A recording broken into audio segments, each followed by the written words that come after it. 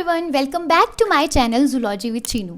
तो आज हम एवोल्यूशन का बहुत इंपॉर्टेंट टॉपिक पढ़ने वाले हैं जो कि है divergent evolution and convergent evolution. ये टॉपिक एग्जाम में बहुत बार आता है और इससे रिलेटेड क्वेश्चंस भी बनते हैं। इस वीडियो में हम डाइवर्जेंट एवोल्यूशन समझेंगे, कन्वर्जेंट एवोल्यूशन समझेंगे और दोनों के बीच का डिफरेंस भी क्लियरली समझेंगे। तो सबसे पहले हम देख लेते हैं डाइवर्जेंट एवोल्यूशन क्या होता है। Divergent evolution occurs when organisms that share a common ancestor gradually become different from each other over time। इसका मतलब ये है कि कुछ ऑर्गेनिज्म एक ही कॉमन एंसेस्टर से ओरिजिनेट होते हैं, लेकिन टाइम के साथ जब ये ऑर्गेनिज्म अलग अलग एनवायरनमेंट में अडेप्ट करने लगते हैं तो धीरे धीरे इनके फीचर्स और जो इनके स्ट्रक्चर्स होते हैं वो डिफरेंट होने लगते हैं। इस प्रोसेस को हम डाइवर्जेंट एवोल्यूशन कहते हैं। क्लियर हुआ? एक एंसेस्टर है, मान लो वॉल्फ कॉमन एंसेस्टर है, उससे दो अलग अलग स्पीशीज बनी टाइम के साथ, ठीक है, डिफरेंट स्पीशीज, एक फॉक्स और एक domestic dog. This occurs when species adapt to different environment और इकोलॉजिकल कंडीशंस। यानी डाइवर्जेंट एवोल्यूशन तब होता है जब एक ही ओरिजिन से आए हुए स्पीशीज अलग अलग एनवायरनमेंट में अडेप्ट करते हैं। एग्जाम्पल के लिए जैसे कि कोई स्पीशीज वाटर में अडेप्ट हो जाती हैं, कोई लैंड में अडेप्ट हो जाती है और कोई एयर में। जब एनवायरनमेंट डिफरेंट होता है ना तो बॉडी स्ट्रक्चर भी चेंज होने लगती है। इसी अडेप्टेशन की वजह से डाइवर्जेंट एवोल्यूशन होता है। Next, new species develop distinct structure and function suited to their specific habitats. मतलब जब ऑर्गेनिज्म अलग एनवायरनमेंट में अडेप्ट करते हैं तो धीरे धीरे न्यू स्पीशीज डेवलप हो जाती है और उन स्पीशीज में डिफरेंट बॉडी स्ट्रक्चर डेवलप हो जाते हैं और डिफरेंट फंक्शन भी डेवलप हो जाते हैं जो उनके हैबिटेट के अकॉर्डिंग सुटेबल होते हैं। ठीक है, नेक्स्ट लाइन में लिखा है despite these differences their basic structural plan remains similar revealing their common ancestry. मतलब एक इंपॉर्टेंट बात है, चाहे स्पीशीज में डिफरेंसेस आ जाते हैं लेकिन उनका बेसिक स्ट्रक्चर जो होता है वो सिमिलर रहता है, मतलब सेम रहता है। ये सिमिलैरिटी हमें बताती है कि सब एक ही कॉमन एंसेस्टर से आए हुए हैं। इसी वजह से डाइवर्जेंट एवोल्यूशन में जो बेसिक स्ट्रक्चर होता है, इनका इंटरनल स्ट्रक्चर होता है वो सेम होता है, बट जो इनका फंक्शन होता है वो डिफरेंट होता है। Divergent evolution typically produces homologous organs. अब डाइवर्जेंट एवोल्यूशन में जो ऑर्गन्स बनते हैं उन्हें हम होमोलोगस ऑर्गन्स कहते हैं। होमोलोगस ऑर्गन का मतलब होता है बेसिक स्ट्रक्चर सेम रहता है लेकिन फंक्शन डिफरेंट करते हैं। मतलब दो स्पीशीज हैं, उनका इंटरनल स्ट्रक्चर सेम दिख रहा है लेकिन वो अलग अलग फंक्शन कर रहे हैं। एग्जाम्पल के लिए four limbs of humans, whales, bats, horse's, इनका सारों का इंटरनल स्ट्रक्चर सेम है बट ये फंक्शन अलग अलग कर रहे हैं। ह्यूमन, व्हेल्स, बैट्स और हॉर्सेज के फोर लिम्स देखिए, इन सब का बेसिक बोन स्ट्रक्चर सिमिलर रहता है लेकिन इनका फंक्शन डिफरेंट होता है। यहाँ भी लिखा है all have the same basic bone structure but their functions are different. सबके पास एक बेसिक बोन स्ट्रक्चर होता है लेकिन उनके फंक्शन डिफरेंट होते हैं।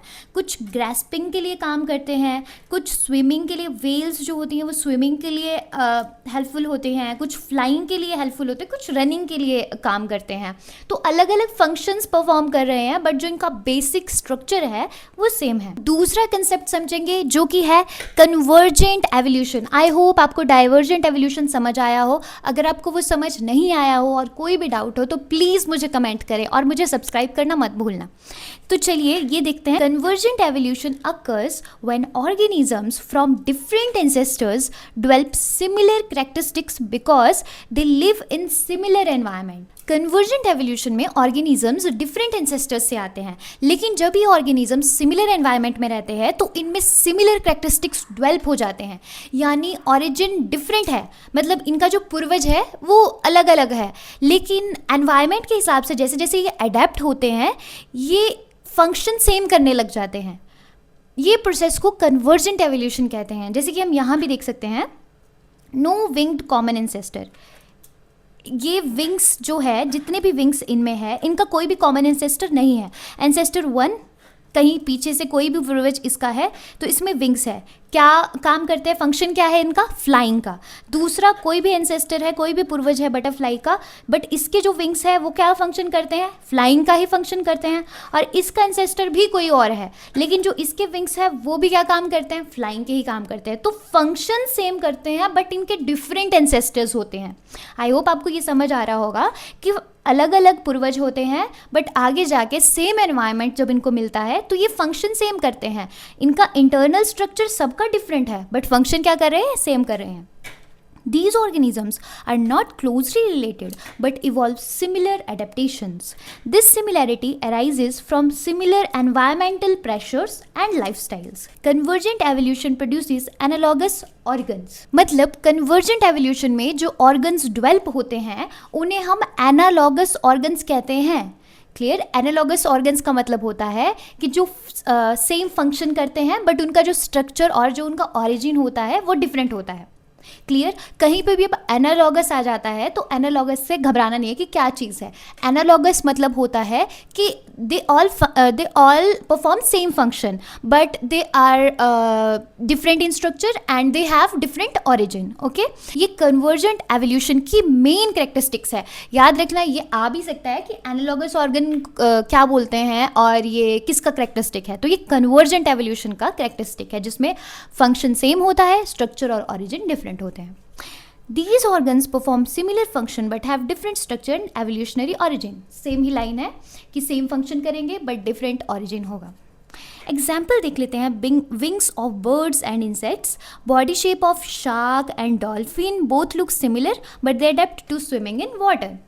अब देखने में एक चिड़िया के पंख और एक इंसेक्ट के पंख अलग अलग लगेंगे, इंटरनल स्ट्रक्चर भी अलग अलग होगा, बट उनका फंक्शन क्या होगा, सेम होगा। तो ये है कन्वर्जेंट एंड डाइवर्जेंट एवोल्यूशन का डिफरेंस। कई बार क्वेश्चन हमें आता है एग्जाम में कि एक्सप्लेन कन्वर्जेंट एवोल्यूशन, तो वो आप एक्सप्लेन कर लोगे, और कई बार आएगा एक्सप्लेन डाइवर्जेंट एवोल्यूशन, वो भी आप एक्सप्लेन कर लोगे।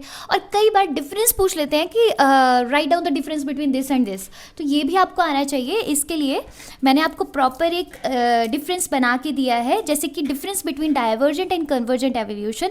तो ये आप स्क्रीनशॉट ले सकते हैं। ये मैंने सिर्फ इसीलिए बनाया है कि आपको डिफरेंस लिखने में कई बार हमें पता नहीं लगता है कि एक डिफरेंस, एक पॉइंट हो गया, 2 पॉइंट हो गए, 3 पॉइंट हो गए। तो इसको इजी बनाने के लिए आप ये फीचर्स लर्न करना, इन फीचर्स के बेसिस पे आप ज़्यादा से ज़्यादा डिफरेंसेस लिख सकते हैं। ठीक है, तो एक बार मैं आपको वैसे ही रिकैप दे देती हूँ, ये आप खुद पढ़ लेना, ये सारे मैं आपको पहले पढ़ा चुकी हूँ। तो डाइवर्जेंट एवोल्यूशन क्या होता है, दिस वन, कॉमन एंसेस्टर होता है, सिमिलर स्ट्रक्चर होता है, फंक्शन डिफरेंट होता है और होमोलोगस ऑर्गन प्रोड्यूस करता है, मतलब सेम ऑर्गन प्रोड्यूस करता है। इसके एग्जाम्पल आ जाते हैं ह्यूमंस, व्हेल्स, बैट्स, हॉर्सेस के 4 लिम्स। क्लियर है? अब आ जाते हैं कन्वर्जेंट एवोल्यूशन में। एंसेस्टर्स डिफरेंट होते हैं, फंक्शन सिमिलर होते हैं, स्ट्रक्चर डिफरेंट होते हैं और एनालॉगस ऑर्गन्स प्रोड्यूस करते हैं। ये कौन से ऑर्गन प्रोड्यूस करते हैं, होमोलोगस ऑर्गन। ये कौन से ऑर्गन्स प्रोड्यूस करते हैं, analogous organs. Clear? Example, wings of bird and insect, body shape of dolphins and sharks. तो स्टूडेंट्स, ये था डाइवर्जेंट और कन्वर्जेंट एवोल्यूशन का कंप्लीट कॉन्सेप्ट। अगर आपको वीडियो हेल्पफुल लगी हो तो प्लीज़ लाइक और शेयर ज़रूर करें, और अगर आप जूलॉजी के और टॉपिक सिंपल लैंग्वेज में पढ़ना चाहते हो तो प्लीज़ मेरे चैनल को सब्सक्राइब करना मत भूलना। मिलते हैं नेक्स्ट वीडियो में, तब तक बाय।